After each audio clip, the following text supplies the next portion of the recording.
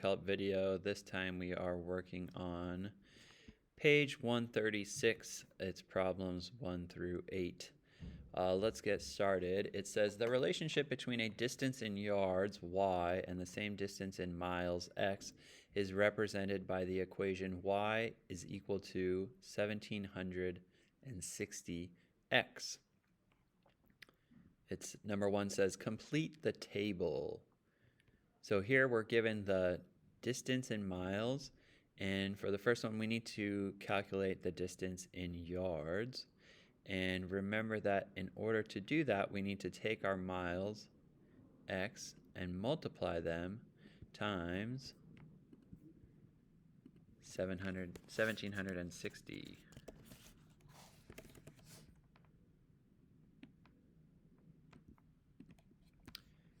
If I do that, 1 times 1760 is going to be equal to 1760. For our second entry in the table, our distance is 5 miles, and we need to find the distance in yards. I can use my equation in order to find that. Remember, my equation is y is equal to 1760x.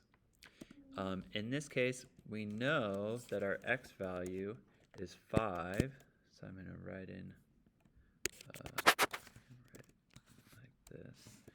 So y is equal to 1760 times 5, and if I put that into my calculator, 1760 times 5 is equal to 8,800. So 5 miles is the equivalent of 8,800 yards. Now, the next entries in the table, we're given the yards, but we need to find out the distance in miles. Now, when we're going from left to right on the table, or from x to y, we know that we need to multiply by 1760. In order to go the opposite direction on the table, we need to do the opposite of multiplying times 1760. And the opposite of multiplying is, you guessed it, dividing. So in order to go from our y values to our x values, we're going to divide by 1760. So I can plug this into my calculator. 3,520 divided by 1760 is equal to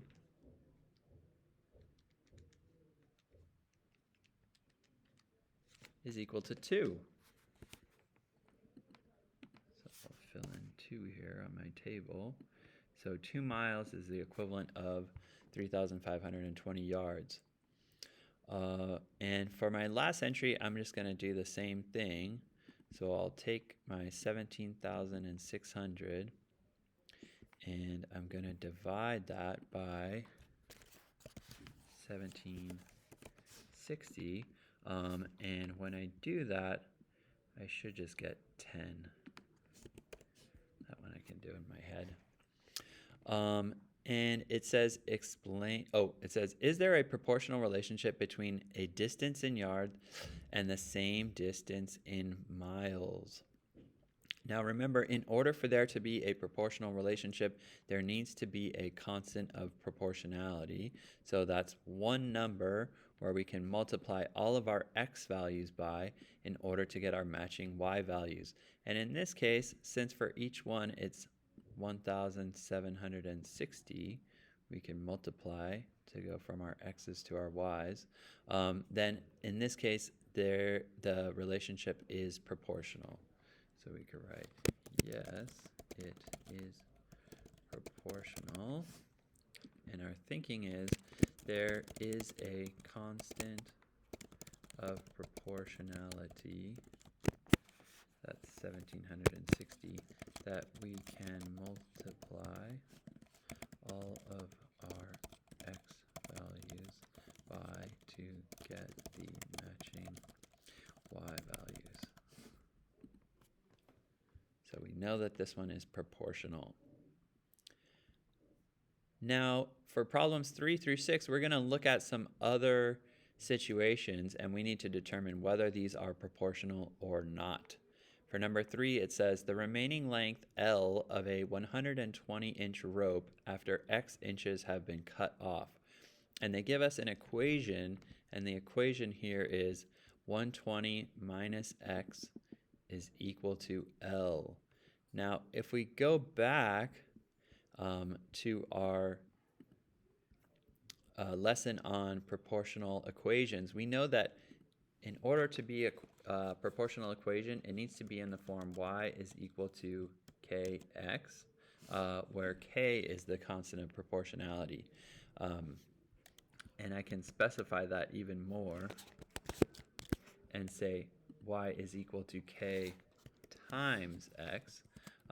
So our proportional equation needs to use multiplication and multiplication only. Since this equation uses subtraction, we know that it's not going to be proportional. So this is not proportional. The reason being it uses subtraction and not multiplication. Number 4 says the total cost T after 8% sales tax is added to an item's price, and it gives us the equation 1.08 times P is equal to T. In this case, our equation only uses multiplication, and it's in this form y is equal to kx, where they've substituted some variables p and t for x and y. But since it only uses multiplication, then this equation would be proportional. If you're wondering where the 1.0 part comes from, that's the original cost, so that's 100% of the cost, and then the 0.08 is the 8% sales tax. Number 5 says the number of marbles X each sister gets after M marbles are shared equally among 4 sisters. And the equation here is X is equal to M divided by 4. Now, in this case, since the M is being divided by 4, it might help for us to rewrite this equation. And I might write it like this. X is equal to, instead of M divided by 4, I can rewrite this as M times 1 over 4. Remember that dividing by 4 and multiplying by 1/4 are the same. You could also write this equation as X is equal to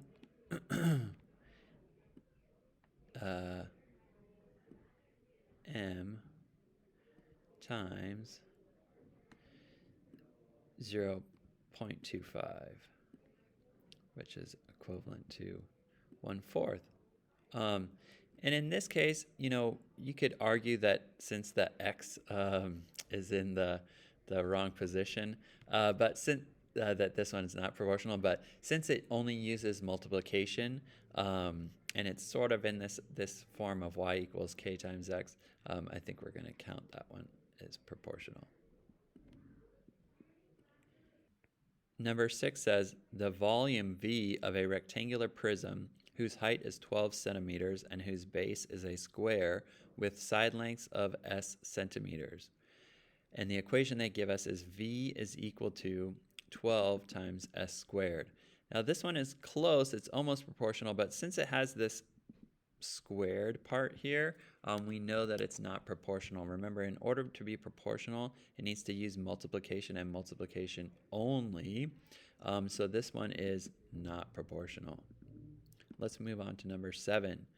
It says, determine whether or not each relationship is proportional. Explain your thinking. If we look at the first table here, in order to figure out if this one is proportional or not, I'm going to use our strategy where we do y divided by x in order to find the constant of proportionality. And in this case, y divided by x, our y is 5, and our x is 2. 5 divided by 2, I know, is 2.5. And we can do the same thing for the other entries in the table.